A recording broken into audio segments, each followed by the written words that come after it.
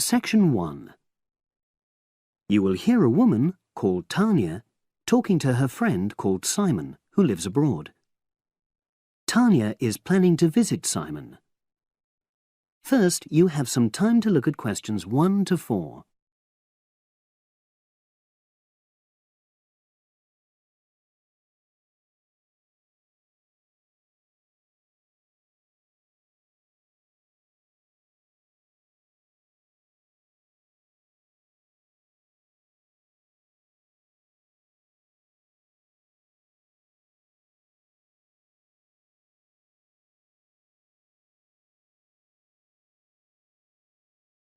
Now we shall begin.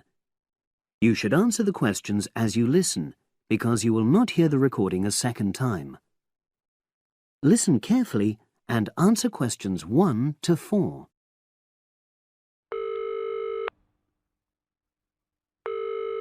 Hello? Hi, is that Tanya? Yes, Simon. Lovely to hear you. How are you? Very well, and we're so looking forward to seeing you. So am I. Now, I don't have a lot of time, I'm afraid, so I wanted to make sure we've got all your details. Have you confirmed your flights? Yes, I'm definitely coming on the 22nd of June. Excellent. Have you got your flight number? Not with me, I'm afraid, but I promise I'll email it. Let me make a note of all this. Yes, do, because one of us will try to come and collect you from the airport if we can. I presume you'll be coming into Terminal 1? I don't know. I'll have to find out which one it is. Yes, you must. We don't want to be waiting at the wrong one. But hang on, I'll be arriving at about lunchtime, and that'll mean you have to take time off work to pick me up. You really mustn't do that. Look, we're not all that busy at work, and if there's a problem, I can text you when you arrive, and you can take a taxi. Okay. There's a really good company called Pantera. Can you spell that? It's Pantera. They have a stand at the airport. You can't miss it, and they're really reliable. Great, thanks. How far are you from the airport? About 40 minutes. And you're near the city centre, aren't you? We're east of it, actually. Don't tell the driver city centre because you'll really get caught up in traffic. Okay, and I'll make sure I carry your address with me. Now, have you got my mobile, cell phone number? Yes, you sent it last month. But I tell you what, I don't think I've got yours. I'd better have it now, just in case. Okay, and I changed it recently anyway. Ready? It's 07765 328 411. Before you hear the rest of the conversation, you have some time to look at questions 5 to 10.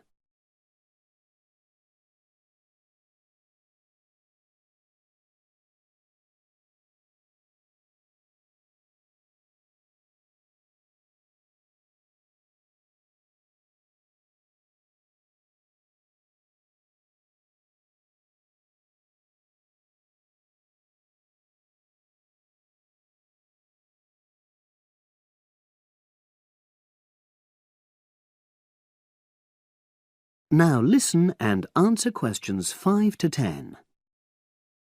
Thanks. Now, what should I pack? Well, all the usual, casual clothes mainly. Though you'd better bring an evening dress. We'll be having at least one fancy dinner in a hotel restaurant. Okay, now, when you're coming, unfortunately the weather is not going to be brilliant. I know, it's the rainy season. I'm bringing an umbrella. We have tons of those, so don't pack one. But pack a raincoat, a good one, 'cause we'll try and get out for plenty of hikes. Okay, sure. Sounds super. Just what I love. And I'd better remember to pack my sturdy walking shoes. Excellent idea. It's pretty rugged round here, so they have to be tough. I can imagine. I'm so looking forward to getting out. Oh, Simon, before I forget, you recommended I read a book about your area. Yeah. What was the name again? I'd like to read it to get an idea of the history, etc. It's called Mountain Lives, and it's... Hang on, I'm just writing it down. Okay, And it's by Rex Campbell. great. I'll try and get hold of that. Well worth it. Now, the really important things are gifts. Oh, don't worry about that. Just bring yourself. I know, but I'd like to get something for your parents. What about Janice? I know she loves English tea. Oh, that's very kind, but she's not drinking so much of that these days. But she'd love some chocolate. You know her favorite. Oh, yes, that'd be nice. I'll do that. And Alec, is he still into racing? Ah, very much so. I was thinking of bringing a calendar, with horse racing pictures. What a good idea. He'd love that. Great. So that's about it, I think. Yes, I think so. So you'll send me your number again? That is the end of section 1. You now have half a minute to check your answers.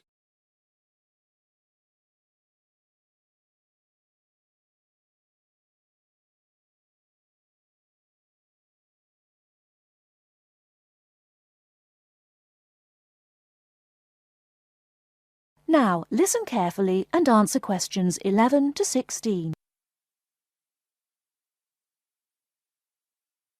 Hi, can I help you? Yeah, I hope so. This is the first time I've been down to the Union. I'm a new international student, and I just wondered what to do. Oh, right. Well, normally we ask international students to fill out this form, and we put your details on the wall by reception. Then other students can contact you. It's a way for everybody to get to know each other.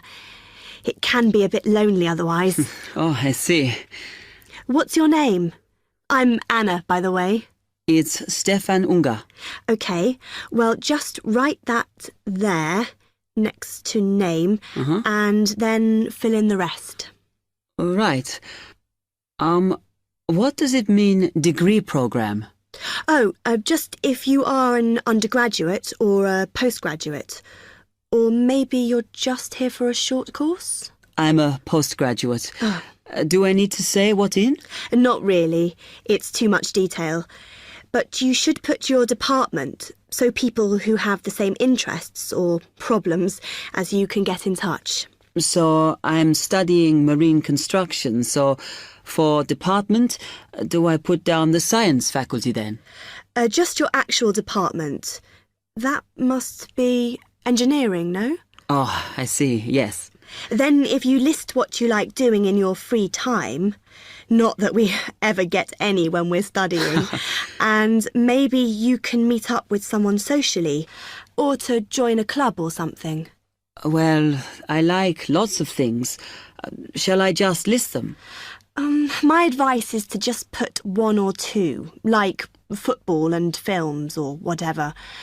Otherwise, you'll get so many invitations, you won't get any time to work. Okay. I think I'll just list computer games, as that's my big interest. Oh. I haven't played football for ages. I may start to play once I get settled. Now, let's see. Next thing is languages. Yes, we find many of the international students get a bit tired of speaking English all the time. Sometimes they like to speak to someone in their own language. It's up to you. That is a good idea. I presume I don't need to put English down. Oh, no. I put Italian and French. I can only speak German, my mother tongue. OK, well, that's fine. Just put that. What does accommodation mean? Is that my address? We're trying to find similarities between people, and some people live in hall, some are in flats, some are in bedsits. So it helps if you say. I'm in hall, though I'd like to be in a flat, but that won't happen till the end of the first term. Put where you are now. You can always change it later. Then finally, just put your phone number. I haven't really got one. I haven't sorted out a mobile yet. Well, it's going to be difficult for people to contact you then, isn't it? Why don't you put the Union one and we'll take messages for you? Okay. It's 02950 659 003. Have you got that? Yes. OK then. Before you hear the rest of the talk, you have some time to look at questions 17 to 20.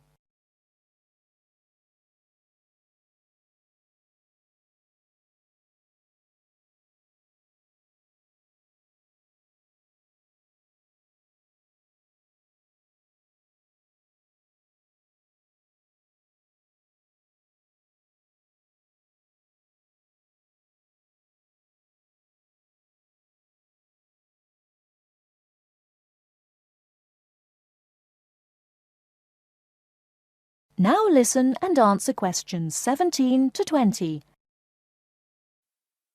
Oh, I had a couple more questions about the services you've got here. It says there's a photocopier here. Yes, you need to get a card from the shop, and then it's available to all students in the mornings. The union uses it after 1 p.m. Okay. I see also the union organises loads of events. Are they always held here in the union building? It looks big enough. If you're interested in something, you should check the poster or our website. In fact, we normally use the Round Theatre, opposite the conference centre for most events, because the sound system is better. Right, I'll do that. Also, I wanted to hire a van. Can I do that through you? No. You need to present a case, really. They're not just available for hire to anyone. The president said we have to limit who is allowed to hire them. The person you need to see is the transport secretary. She's on the 2nd floor. Okay, thanks. The other thing is, are all the discounts we get with our union card listed on the back of the card? I thought there might be more. No, that's it, I'm afraid. Mainly books, clothes and music. Though we are currently negotiating to get one on newspapers, so that should be valid from next term. Okay, thanks a lot for your help.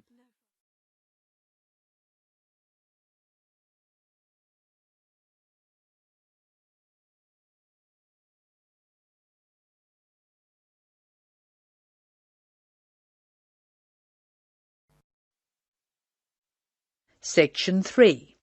In this section you will hear a discussion between a tutor, Dr. Lester, and two students, Greg and Alexandra, at the end of a talk about music. In the first part of the discussion, they are talking about some of the students' favourite instruments and favourite styles of music. Complete the table showing the students' opinions. Choose your answers from the box.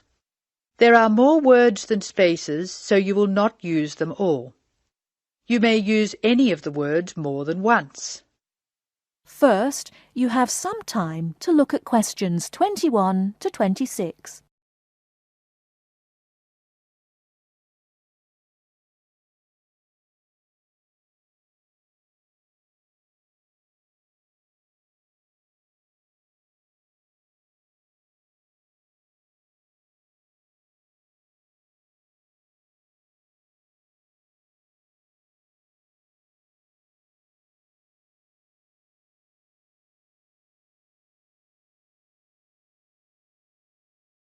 Now listen carefully and answer questions 21 to 26. I think it's time we looked at the results of our survey. What did you find out, Alexandra? We're a group with very diverse tastes, Dr. Lester. I'm not surprised. What were the favourite instruments? Well, Greg loves drums. He told me he played drums when he was at primary school, and now he plays drums with his friends at weekends. They have a band. Good. What do you like to play, Alexandra? My favourite is the guitar. However, I haven't played for years, so I keep hoping to start again. Will I go on with the others? Yes, please. Katya is like Greg. She loves to listen to drums. She says she's not a player, just a listener. Rachel, as you know, is a violinist, so of course it's natural that she should favour the violin. So we have two people who love the sound of the drum and two who like strings. The violin for Rachel and the guitar for Alex. What does Harry like? Harry says the best instrument of them all is the piano. He claims it's more versatile than any other instrument. Emiko plays the piano, but her favorite instrument is the flute. The flute. Yes, Emiko plays the flute too, of course. Thank you, Alexandra. Greg, will you tell us the students' favourite style of music? We're really very conservative. My favourite is classical music, and that's Alexandra's choice too. Katja claims to like rock. So that's a vote from Greg, Alexandra and Katja. Doesn't Rachel prefer classical music? Rachel made a choice which surprised me. She plays the violin, so I expected classical or opera. But Rachel says that she prefers country music. How interesting. What's Harry's choice? Harry likes to listen to opera and loves to go to see a performance. He says opera has everything, colour and spectacle and theatre and great music. And Emiko? Emiko says jazz is her favourite music. She goes to listen to jazz every Friday evening. She also likes opera, heavy metal, classical, but jazz is the best. Thank you, Greg. I wanted to see what you all liked so I could understand your musical tastes more. And I want to move from this to a discussion of the physiological effects of music. In the second part of the discussion, Dr. Lester will talk about the way music affects our bodies. Before you hear the rest of the talk, you have some time to look at questions 27 to 30.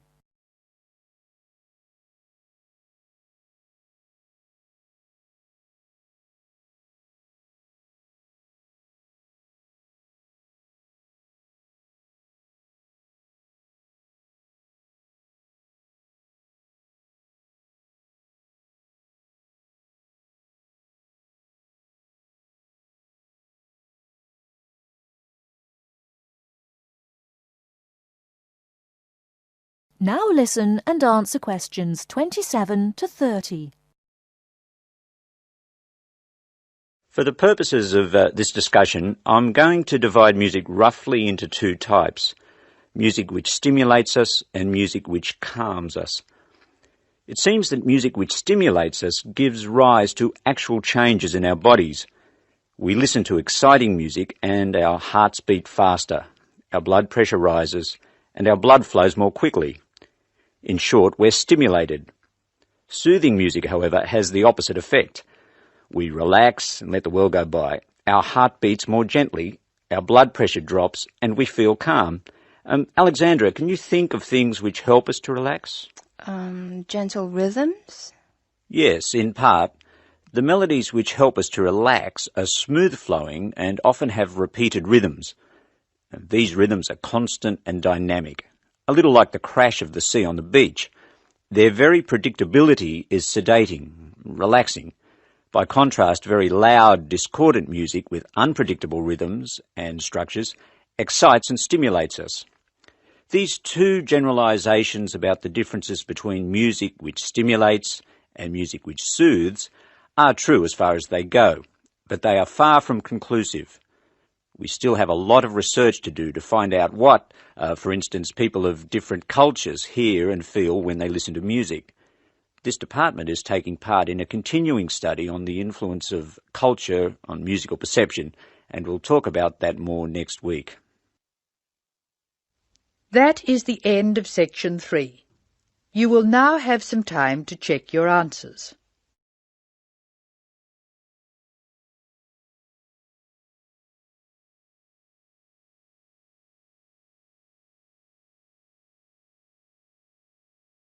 Section 4.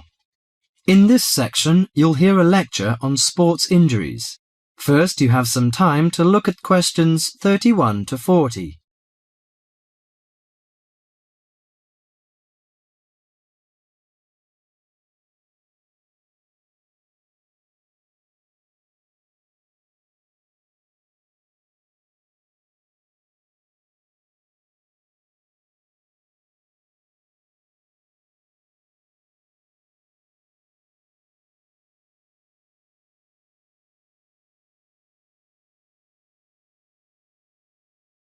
Now listen to the lecture carefully and answer questions 31 to 40. Morning everyone, and welcome to our regular lecture on health issues. This series of lectures is organised by the Students' Union. It's a great pleasure for me to welcome Mr. David Greenbaum, a physician in sports medicine, to come along and talk to us today. Thank you. You may doubt what good sports medicine can do to non-athletes like you college students. According to public assumptions, sports medicine doctors deal only with sporting injuries. But actually, we treat general joint problems experienced by average people more than treating people who hurt themselves by playing sports. So, whether you're an athlete or not, a sports medicine physician can help you start off every day on the right foot. If you are a college athlete or a sporty person, you must stay at the top of your game. But how do you maintain best physical fitness? You should be under the watchful eye of your sports team physician. Sports medicine doctors offer total care treatment, such as customized workouts, immediate care of injuries, and surgery when needed. A sports medicine doctor's training falls within the specialty of orthopedic surgery. As such, it focuses on the cartilage, ligaments, and muscles involved in your body's movement. So, how do injuries happen? Most of us take for granted the intricate interactions of our bones, muscles, and ligaments until they are damaged. When injured, these tissues can degenerate, causing your joints to ache and feel stiff. Even ordinary daily movements such as walking and bending may cause a sports injury through overuse. Furthermore, the normal wear and tear on your body's tissue may become more taxing as you age. To prevent such problems, especially as you begin a fitness exercise, your sports medicine doctor offers total care. This includes X-rays to identify potential trouble spots. Afterwards, he helps you set an exercise routine that fits your body's present condition. Do you know your joints? Your body's most complex structural feature is its joints. Your joints allow you to grasp, twist, sit, and even feed yourself. Repetitive motions, however, may lead to chronic overuse of the soft tissue connecting bones at the joints. This overuse can result in injuries such as tennis elbow or even carpal tunnel syndrome. A more severe type of injury occurs when you lose your balance, thereby putting a joint under abnormal stress. Worse still, you could suffer a bone fracture. When a traumatic injury happens, effective medical care is crucial. Improper treatment of any joint injury can cause permanent loss of flexibility and recurring joint pain. As quickly as possible, the doctor applies ice packs to your injury. Ice deters swelling and inflammation, so you feel less pain. After keeping it iced for the first 48 hours after injury, the doctor begins therapeutic exercise of your wounded joint. Recently, a new treatment for degenerating joints has been developed, which is a product called orthokin. The treatment involves combining healing proteins with a sample of the patient's own blood. The injured joint then receives an injection of the mixture. This new technology stimulates our own white blood cells to produce large quantities of protective protein. Our cells make this protein naturally, but not in sufficient amounts to protect the damaged cartilage in our joints. It also has the advantage of convenience and lack of side effects. Here are some suggestions on how to prevent sports injuries. Use appropriate protective equipment. Maintain proper lighting in the training area. Have adequate rest. Avoid alcohol and drugs in order to prevent injuries. Follow a regular fitness training program to improve overall coordination and endurance. Better endurance will absorb pressure and prevent injury. Perform adequate warm-up exercises before training or performance.